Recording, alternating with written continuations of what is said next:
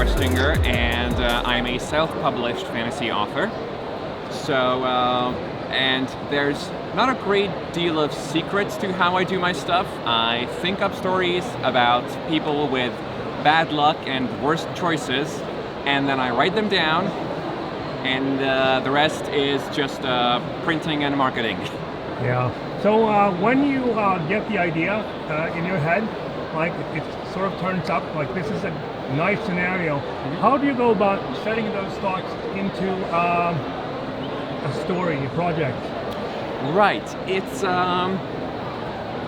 honestly, so this is a very subjective process. It's different for every author, and honestly for every book as an author.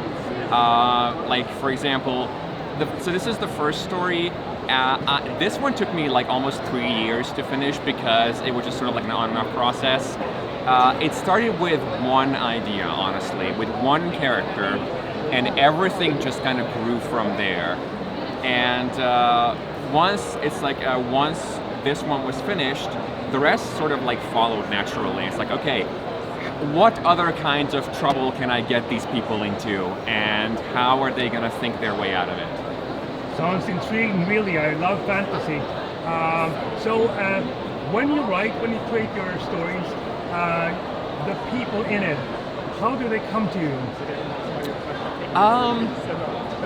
Again, it's different every time because, for example, the one character that I mentioned that who kind of kickstarted the whole thing, so he just came to me sort of naturally.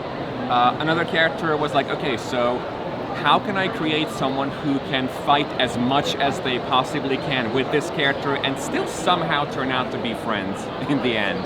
So, and then rest of them, sometimes this is kind of a cheeky thing that our authors do. Some of them are based on people I know. Some of them I like, some of them I like less. And some of them are just, they kind of like come as the story demands. Okay, so I haven't read any of your stuff yet, but since I'm talking to you now, the chance of me actually doing it is increasing. So as you're setting the story, is your world an existing one, or have you created your own? It is pretty much a new world from scratch. It obviously takes a lot of inspiration from real world sources and real world history. So it's very, it is what we call low fantasy. So it's very grounded for the most part, except for like the whole werewolves and magic stuff. But yeah, it is a bit more modern than your average fantasy. So it's like not quite Victorian inspired. It's like. But that definitely like in that wheelhouse. Awesome. So speaking of fantasy worlds and systems, you're speaking of magic, which is a very common element in fantasy. Yes. Basically one of the cornerstones, I would say. So how do you go about making magic happen in your stories?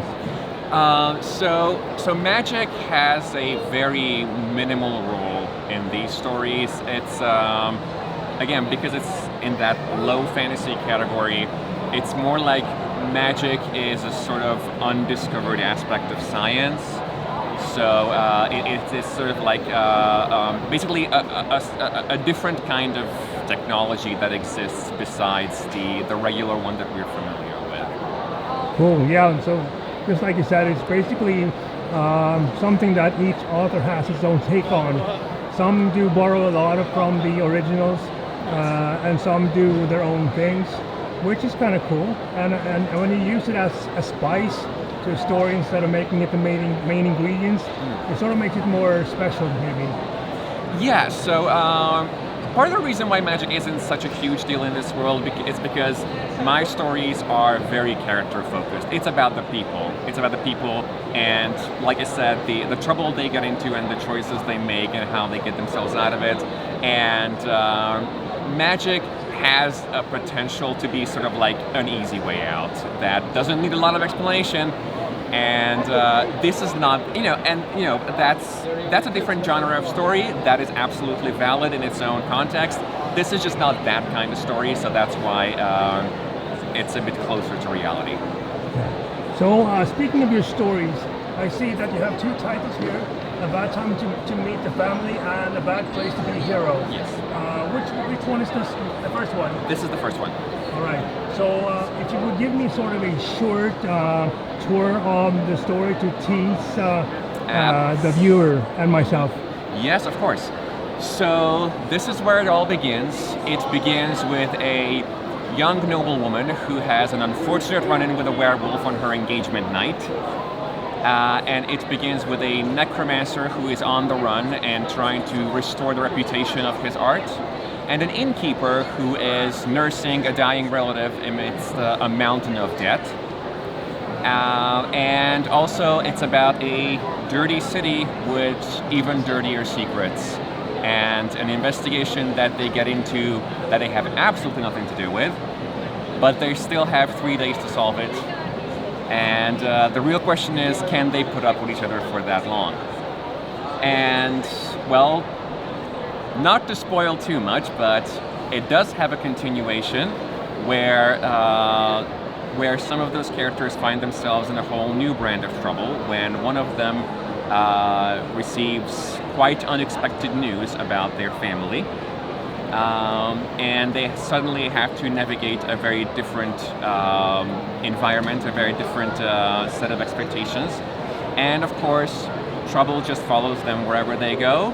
So as they meet the family, they meet someone else who has not very cordial intentions. Well, I think you're selling your stories well. So a follow-up question on your characters. What is more fun to write, the protagonist or the antagonist? I would say the most fun is antagonists can be really fun to write, depending on their angle.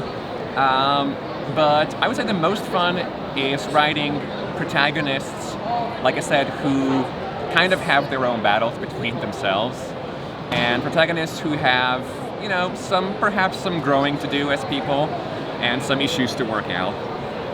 All right. So switching topics a little bit, but still staying on topic. You're here at Comic-Con Stockholm 2023. So how would you describe this first few hours here today, Friday?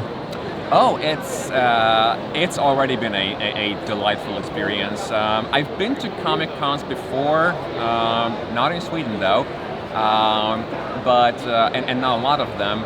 But I'm honestly just like seeing all the people of so many ages, especially of my age group, who are in the aging millennial demographic.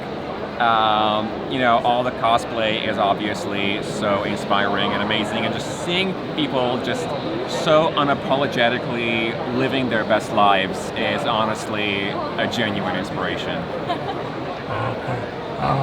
What a nice answer. Now the final one I have is, what do you have down the line? You have 2 novels here now. Yes. Is there a third? There absolutely is a third. If I may drop the title, look out for A Bad Price to Pay for Love next January or early next year. Awesome. Good luck with everything, and thank you so much for talking to me. Thank you for your time. Absolutely.